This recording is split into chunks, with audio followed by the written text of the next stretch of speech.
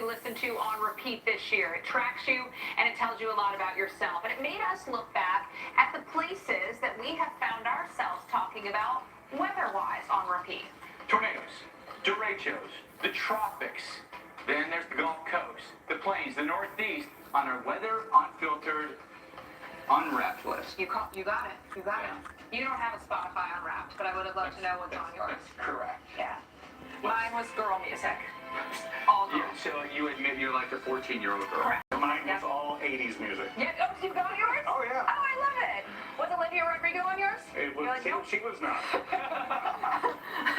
Dang, here I thought we had something in common. All right, well, let's get you into our weather unfiltered, weather unwrapped list. We start off on the West Coast. Heavy rain that triggered mudslides there. Yeah, and scenes like this one outside Los Angeles were on repeat. Mud crashing down hillsides, over roads, and into homes. Yeah. It was a mess for us. This happening, of course, during the height of the rainy season last year. Just these atmospheric rivers can be punishing. Yeah, absolutely. So this was one of our top stories, of course, into the early part of the year. Look at some of these rainfall totals. I mean, they were impressive. For February 2024, over 1.5 feet in plenty of spots. And look at how wet Southern California was. I mean, a lot of times in winter time, Northern and Central California get a lot, but SoCal was really getting soaked, and you had snow in the mountains of Southern California as well as all that piled up in the Sierras. All right, so obviously in February we were in our rain flooding phase. That was the vibe. But then in April, you went to Nebraska. That's right. Here in Lincoln and Omaha, we had a tornado outbreak,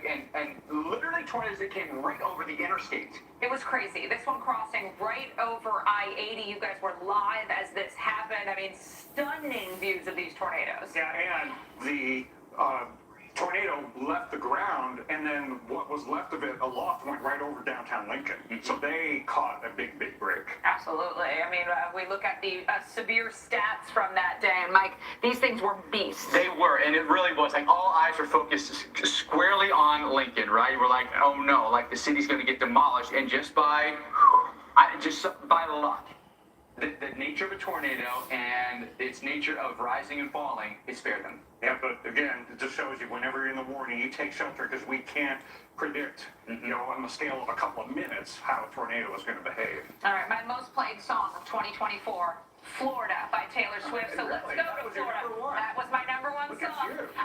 So obviously I got a special place in my heart for the state. Tallahassee, though, that was one city that was tired of us talking about them. Yeah, the powerful windstorm knocked over countless trees. Very wooded city. I used to live there, and trees and power lines don't get along very well. Massive power outages, and this was just one city where we saw this kind of impact with trees and power lines. And Mike, they weren't only in May a headliner. We had them in hurricane cones into the season, so they had all sorts of impacts. But that was the derecho in the path of it. You see the whole path there. Texas all the way over to Florida here, right? 78, 84, 87 mile an hour. It only got stronger as it moved east. Yeah, and this was before the hurricane season that we had in the Gulf of Mexico. So, my goodness, what a year it has been from Texas to Florida.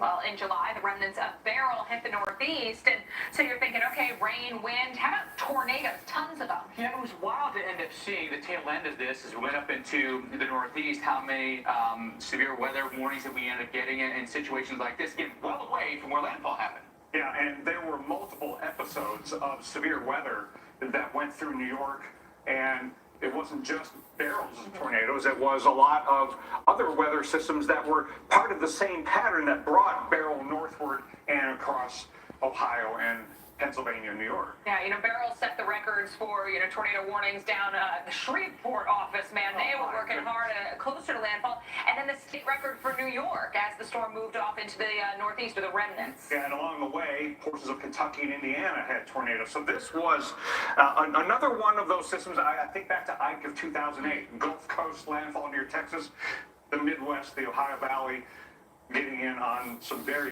dangerous and damaging weather. And you know, when you think of what else happened in the tropics this year, Tampa's troubles came this fall.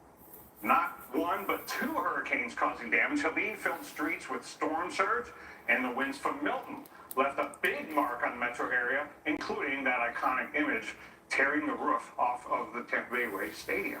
Yeah, it was a tough year for Tampa. We talk about how they're often able to dodge bullets during hurricane season. This year was not that year. No, and we saw record-setting storm surge, unfortunately. There was the Cat 3. That was Hurricane Milton's landfall that happened in October. We had Hurricane Helene that came as well. And it was really back-to-back hits for us, unfortunately. And I still say Milton had three sides. It had the windy side over Tampa Bay area. It had the storm surge side south of where it made landfall, and it had the severe weather side in southeastern Florida. Milton was a very wide-ranging beast.